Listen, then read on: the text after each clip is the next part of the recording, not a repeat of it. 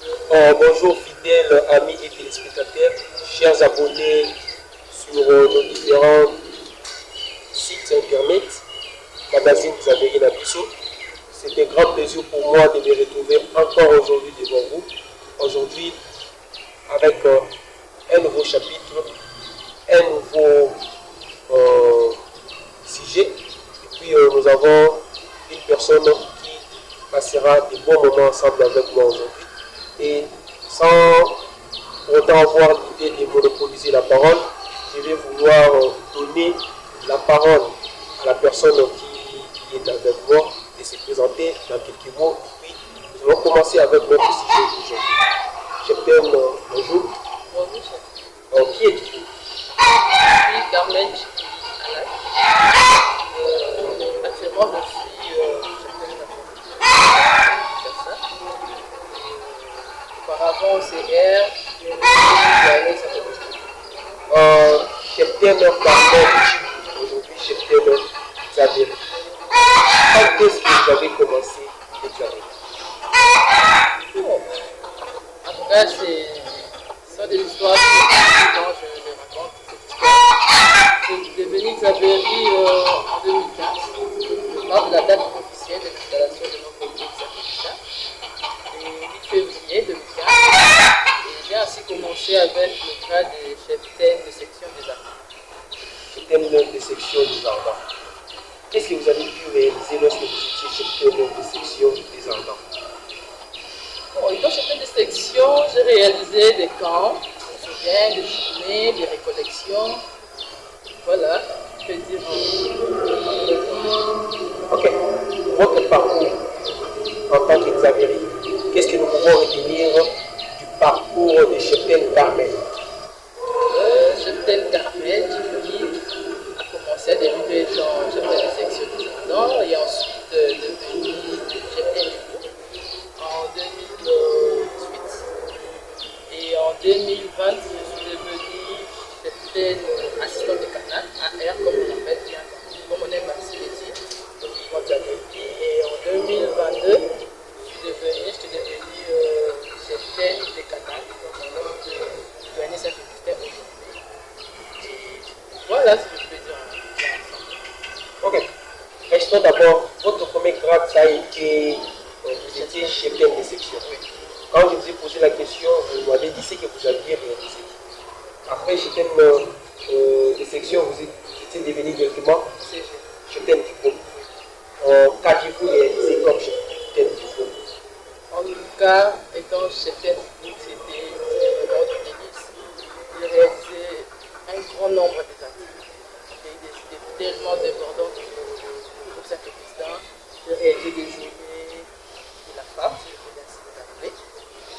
Des débats, des conférences entre des chefs et des cheptaines sur l'apport de la femme. J'ai réalisé de nombreux temps de formation, de nombreuses récollections, de nombreux problèmes de vacances, en tout cas tant d'activités, des jumellages, vraiment tellement d'activités que je ne saurais les citer ici. Ok, restons d'abord, on peut faire un pas en arrière. Lorsque vous étiez cheptel des sections des ardents, qu'est-ce que vous avez pu réaliser qui vous a beaucoup touché aujourd'hui lorsque les gens, soit la personne qui aujourd'hui chef ou soit cheptel des sections des ardents, peut dire que ce que j'ai réalisé, c'est une innovation que la cheptaine Carmen a laissé au sein de cette section? Je veille à ce que les sections les équipes puissent fonctionner de manière optimale. Je veille à ce qu'il puisse y avoir des conseils, des conseils d'équipe, chaque semaine chez les ardents. Je veille à organiser des conseils de section avec le conseil des chefs d'équipe, avec le CE. Et je savais l'importance d'une équipe. Alors je veillais à ce que ça puisse vraiment être chaque semaine. Et êtes-vous sûr que ça continue à fonctionner jusqu'aujourd'hui? Bon, je ne sais pas dire, je ne sais pas dire, je ne pense pas. Ok. On peut passer maintenant lorsque vous étiez CG, cheptel du groupe Saint-Augustin. Parmi vos réalisations, qu'est-ce que vous avez apporté de nouveau dans le groupe Saint-Augustin? ce qui manquait auparavant? Il faut porter de nouveau au sein de l'Augustin, je crois, l'initiative des conférences, de valoriser la journée de la femme. Parce que vous m'avez semblé en fait dire ça fait un intérêt là. Non, je ne crois pas. Et avec, dans cette journée, j'ai créé une sorte de débats, d'échanges, de moments de rafraîchissement aussi, ainsi que il y a un personnage que j'ai créé dont on a surnommé la cheftaine surprise. Cette surprise consistait à s'asseoir à un chef qui va se vêtir femme, compagne, et ça, il y avait une idée derrière ça. Je voulais donc démontrer aux hommes comment est-ce qu'ils peuvent participer à aider la femme à s'épanouir et à s'émanciper. Donc, parfois, parce que quand on parle du 8 mars, on a tendance à exclure les hommes. Or, les hommes sont là pour accompagner la femme. C'est pour laquelle j'insiste vraiment à ce que les femmes puissent être, les hommes, pardon, puissent être à participer, à créer cette ambiance. Donc, je crois que la valorisation nette de cette journée-là, c'est... Et pouvez-vous nous dire exactement qu'est-ce qu'a été votre vision quand vous étiez cheftaine du groupe? Et donc, cheftaine du groupe, je voulais faire et je le disais d'ailleurs à tous mes collaborateurs, à tous les gens autour de moi, je leur disais donc, je voulais que Saint-Augustin ne puisse pas fonctionner au souvenir du chef d'un individu. Je voulais que Saint-Augustin puisse être une machine. Que puisse être une organisation. Donc, une organisation fonctionne non parce qu'il y a X à la place de Y, mais une organisation fonctionne parce qu'elle est assise sur le bas. Donc, je voulais vraiment faire cette organisation-là, assise sur des valeurs, sur le bas, une organisation bien nette, où les responsabilités sont connues, où il n'y a pas de clientélisme, où il n'y a pas de favoritisme de X en faveur de l'autre. Donc, c'était vraiment. Cheftaine Carmen, comme cheftaine du groupe, a succédé à Christian. Vous étiez aussi après votre parcours comme étant CG, vous êtes devenu AR, voilà, assistant régional doyenné Saint-Augustin. Qu'avez-vous réalisé? Bon, je dis que étant AR, j'étais quasi CD. En tout cas, ce sont des histoires que parfois c'est. On n'aime pas le dire très haut, mais c'est pourtant la réalité. Étant déjà AR. C'est quoi cette réalité-là?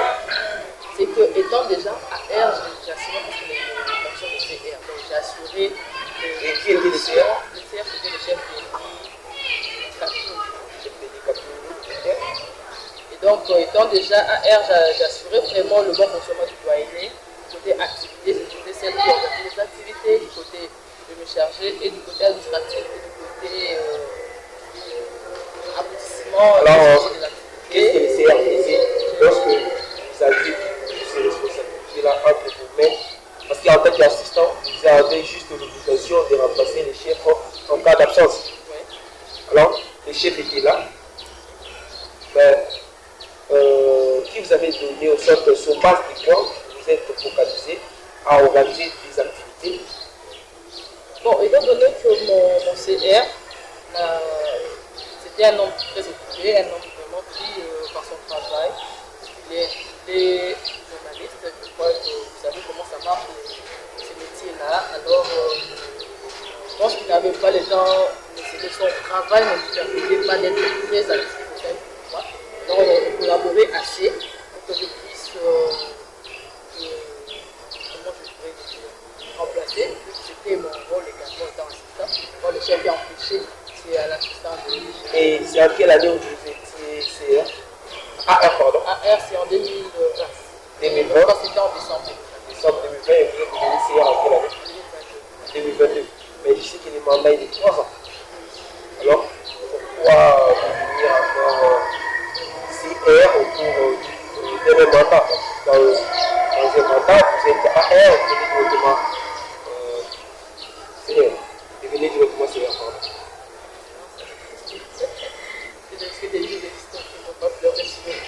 Oui, exactement, les gens ont besoin d'écouter. Parce que vous étiez Xavier, c'est que le mandat court de 3 ans. 3 ans, vous étiez AR en 2020. Donc vous deviez patienter au moins 2024 pour devenir CR. Mais vous êtes devenu CR en 2020. Y a-t-il un problème? Y a-t-il un souci? Comme je le disais tantôt, étant donné que mon chef hiérarchique n'avait pas le temps, il était très pris par son travail, alors et le CG du doyenné, il y avait la paroisse Saint-Laurent, j'avais vraiment travaillé pour l'installation de l'époque, le CG qui était là. Et donc, lui, ainsi que nous autres, nous avons estimé que vu que le chef n'a pas le temps à consacrer pour le mouvement, et c'était justifié, il y a le métier de journaliste, c'était son gagne-pain, donc on ne voulait pas. Sur ce, on a pensé, pourquoi ne pas faire cette chaîne de commandement pour laisser à ceux-là qui avaient le temps au moins à le faire. Donc laquelle on peut procéder à une proposition comme on demande notre statut. Et dans la proposition, on était à deux, il y avait deux choix. Et donc l'un de nous devait être flexible en faveur de l'autre, et c'est ainsi que je celle à qui on avait dit. Ok. Après votre nomination, après votre proposition par le chef du groupe, il va falloir faire une nomination qui viendra au niveau du nouveau ministre. Comment ça a été? En tout cas, je ne sais pas dire ce qui je ne sais pas comment expliquer les désordres qu'il y a ici, je ne sais pas le terme idéal utilisé pour expliquer tout cela. Le côté de Xavier devait être installé comme le chef de président à la paroisse. Cela avait eu lieu à la paroisse Saint-Adrien, là-bas. Juste après, il devait être notifié comme c'est ainsi du côté administratif. Il y a la partie église, la partie active et puis la partie administrative. Côté administration, il y a le bureau de société qui devait faire la note et cela devait être validé par la signature du diocésain, l'abbé Diable. Et bon, je ne sais pas, l'abbé m'a révisé cette notification. Il n'a jamais voulu apposer sa signature sur ma nomination. Il avait poussé quelle raison du genre? D'après lui, le chef diocésain de ce temps-là, chef Joly, a agi sans son travail, d'après lui, sans son travail. Il a fait les choses seul et lui n'était pas avisé, alors il ne voulait pas donner le mandat à quelqu'un qui n'avait jamais vu, qui ne connaissait pas. Les choses faites une fois, nous sommes rencontrés chez lui, il était à ce temps-là au campus. Je crois que c'est là où ils sont rentrés avec le secrétaire de ce temps-là, il a fait du mois. Il m'a vu physiquement, on a échangé, c'était là qu'il m'a donné toutes ces raisons. Et après, il a promis de signer ma nomination. C'est parti. Attendant jusqu'à ce que. Il avait réalisé sa parole? Jamais. Jamais. Alors comment est-ce que vous avez pu réaliser votre fonction de CR sans pour autant avoir un mandat d'une manière officielle à l'église? Bon, je dirais que le mandat officiel à l'église, pendant la messe, puisque tel qu'il est recommandé dans nos statuts, j'étais posé en bonne et due forme, et après j'étais installé par mon chef de diocèse, le célébrant de la messe, qui était aussi le premier des canals, était là et a pris acte des manifestations à ce poste. Mais c'est juste que vous n'avez pas côté administratif, la notification qui devait être, qui devait paracher ma fonction, comme étant cheftaine, n'a pas pu aboutir pour des raisons que le douanier français a demandé. Et on l'a demandé, et on a fait ce qu'on pouvait faire comme démarche, alors qu'est-ce qu'on pouvait faire? Parce que le douanier devait vivre, devait exister. Moi, pour ma part, je n'avais la faute numérique, pas la faute informatique. Et que c'est ça, je l'ai oublié. Donc, c'est que le père est venu de Cheptel Carmel. Cheptel Carmel a été cheptel de section. Cheptel Carmel a été cheptel de groupe. Cheptel Carmel a été AR. Cheptel Carmel a été CR. Qu'avez-vous réalisé en étant CR? être CR, en tout cas, ce n'était pas une partie, c'est pas ça. CR, il y avait trois paroisses, c'était pas une personne. J'ai plutôt eu de voir déjà avec en collaboration avec mes collaborateurs, excusez-moi pour la photographie, n'a pas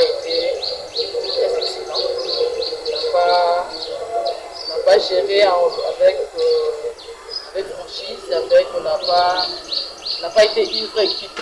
Par moment, on a donné cette impression-là, mais dans la réalité, au fond, ça n'a jamais été le cas, je l'ai compris à la fin. Et chacun apparemment travaille pour soi. Chacun travaille pour... Alors, c'est un travail qui nécessite la collaboration. Voilà. Et quand il y a eu, surtout quand il y a eu l'affaire avec le départ du siège à Saint-Laurent, c'est vraiment une question qui nous a divisés. Certains se sont... Comment avez-vous su gérer la division au sein de vos directeurs? Est-ce que vous étiez aussi le genre de personnes qui soutenaient cette division? Soit que ça a choqué.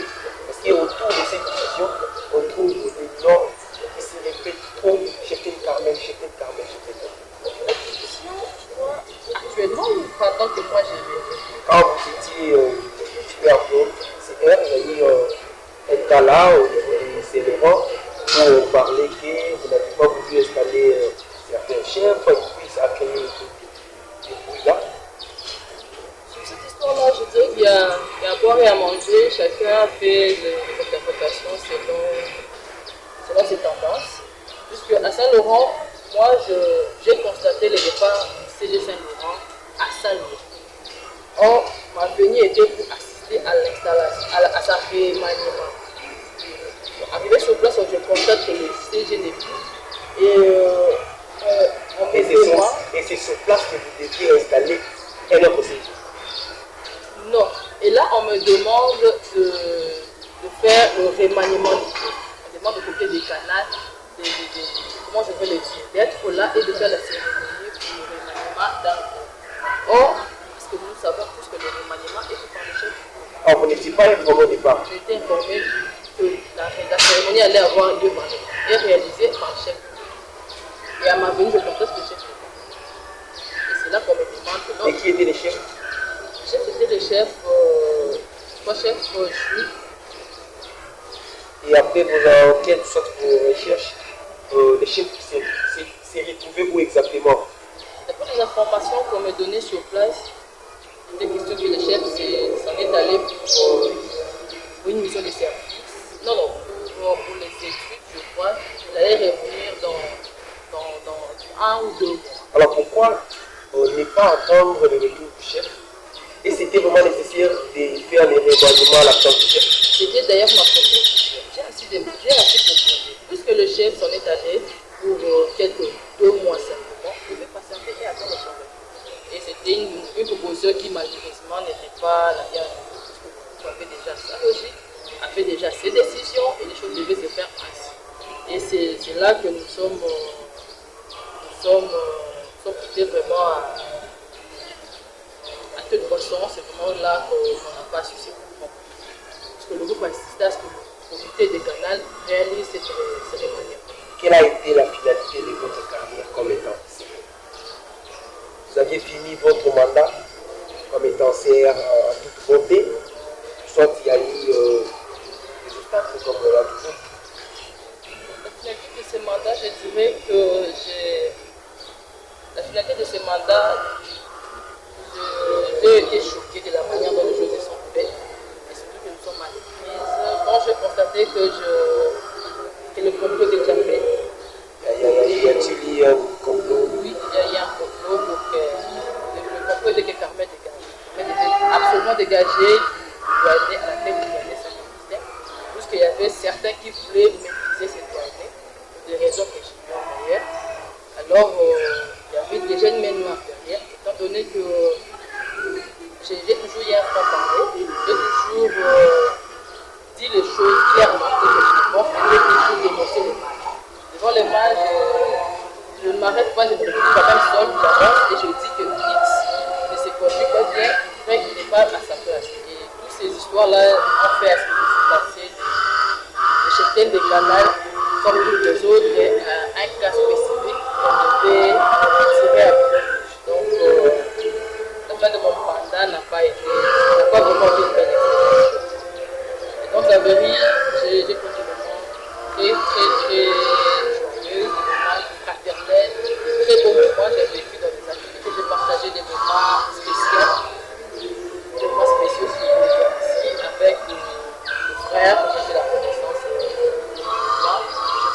jusqu'à la fin de mon mandat étant Zapéry active pour être. Qu'est-ce que vous pouvez retenir de votre parcours? Chef de section AR, CR.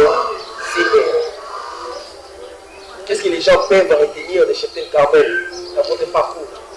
Vos empreintes. Est-ce qu'on peut retrouver des empreintes de Cheptel Carmel aujourd'hui? Si on part à la paroisse Saint-Augustin, dans la section des Ardents, on peut retrouver que ça, ce sont les empreintes de la Cheptel. Dans la gestion du groupe actuellement, on peut retrouver vos empreintes au niveau des canaux, là où vous étiez AR et CR.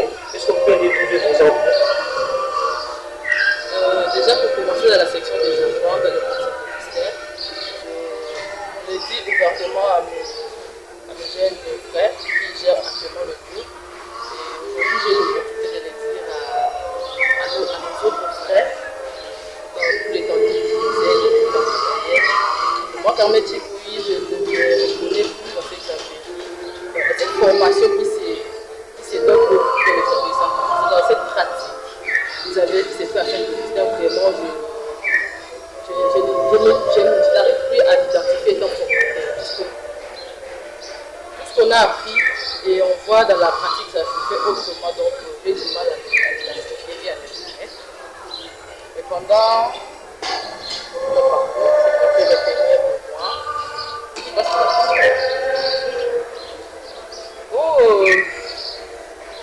la Cheptel Carmel, c'est quelqu'un c'est une personne, une cheptelle courageuse qui a toujours donné des valeurs ainsi que le courage de dénoncer le mal, de ne pas se faire complice du mal et savoir reconnaître qu'on mérite la vie. D'accord. Aux personnes qui disent que Cheptel Carmel est là pour la division, vous avez déjà eu la réponse de la part de Cheptel Carmel qui nous dit que c'est une personne qui ne participe pas au mal, qui ne peut pas accepter d'être complice du mal. Cheptel Carmel, chef de section, chef du groupe, assistant régional, cheptel régional. Qu'est-ce que vous pensiez faire que vous n'avez pas fait? Qu'est-ce que vous pensiez faire durant tout ce temps?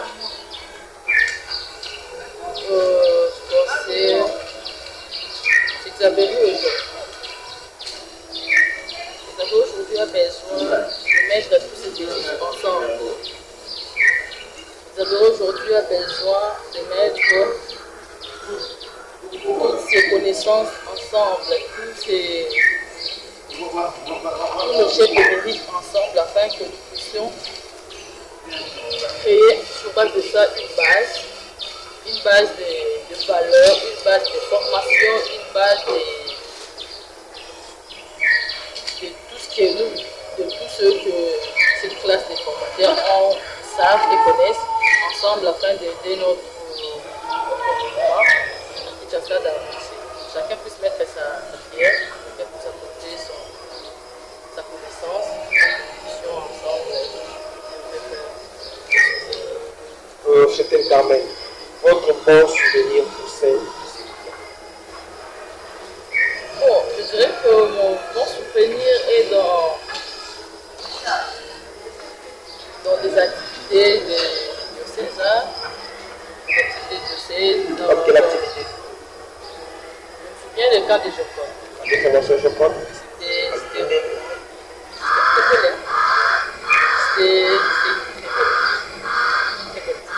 Vous avez aimé? Là, j'avais déjà aimé l'ambiance. Le camp était convivial. Qu'est-ce que vous pouvez nous rappeler de l'ambiance pour que les gens, les participants de ces cas de formation puissent se souvenir encore? Oui, je me souviens de l'ambiance que faisait le chef Tchétcha. Il a vraiment donné de la joie. Il y avait le chef, comme nous savons tous comment est-ce qu'il aime bien animer. Il y avait encore, dans des sessions dans des salles de formation, la formation était vraiment donnée de manière très active. D'après vous, c'est quand c'est le meilleur? Bon, d'après mes participations, je dirais oui, quand je vois Lorsqu'il y a des cours, tendance à voir les mauvais. Vous pouvez souvenir pour ceux qui sont mauvaise activité, mauvais souvenir. C'est quand j'ai constaté que le bureau était destitué. Votre bureau? Le bureau des canards était destitué, c'est un mauvais souvenir. Parce qu'après, c'est là il y a eu des disputes, une farouche dispute entre moi et qui était, je sais pas, qui étaient les secrétaires. Ils s'est vraiment disputé. Il y avait vraiment le temps qui était monté, étant donné que j'ai eu l'impression d'être victime d'une conspiration. Et c'est dans la scène que j'ai compris le degré auquel la trahison était, en tout cas, et ça m'a vraiment blessé au fond de moi. Les gens à qui j'ai considéré comme des collaborateurs, des amis, des frères, or en réalité, on était tous dans la conquête de la chaîne. Votre formation préférée? Sur une formation sur le développement personnel. Un exemple? Là, je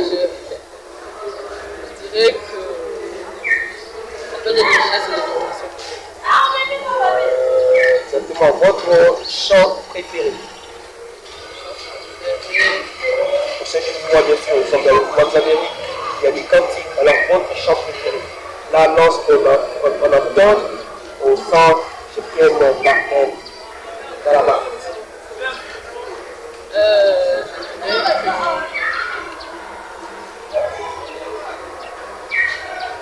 Si les titres vous échappent, vous pouvez quand même donner là. Je peux quand même entonner. Ok, je pourrais dire que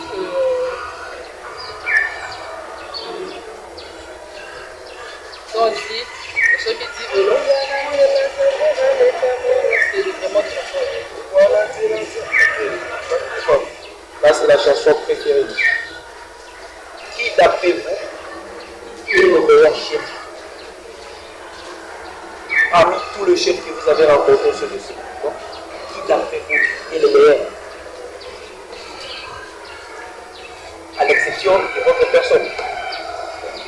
Ah, mon père, je ne me considère pas comme la mère, en tout cas. Et donc, je peux dire, je crains de briser certains. Non, c'est pas ça. Chacun est libre de vivre son point de vue. Bon, je dirais que par rapport à sa notoriété, à sa vision, à sa manière de commandement, je dirais Chef Ozana. Chef Ozana, je t'aime quand même, vous avez choisi parmi les chefs, les meilleurs chefs d'après elle. Et c'est vraiment une chose à féliciter. Hein. C'est pas tout le monde qui peut choisir aujourd'hui dans ce mouvement comme meilleur chef. Qui est les meilleurs amis que le mouvement vous a offert?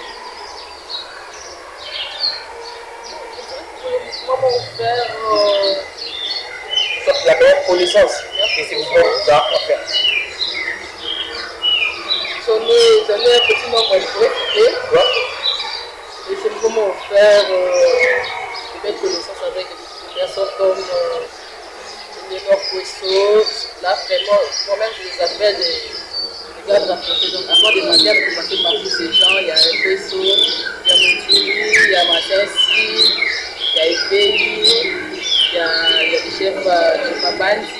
Donc, ce sont vraiment des sections auxquelles il faudrait d'abord passer par eux avant de venir. En tout cas, ce sont des meilleures connaissances. Ce sont des gens vrais, des gens avec du courage et beaucoup de... Qu'est-ce que vous avez venu à apporter dans votre vie? Il n'y a rien pour le temps. Qu'est-ce que vous avez venu à apporter dans votre vie?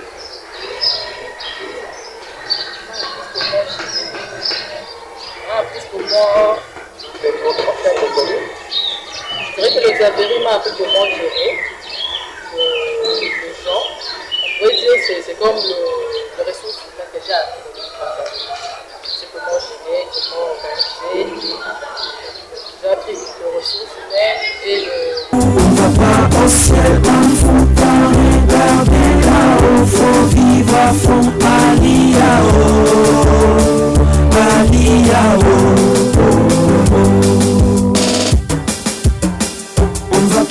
on va pas au ciel, en gémissant, regarde bien là-haut, le Seigneur est joie, on va pas au ciel, en gémissant, regarde bien là-haut, le Seigneur est joie,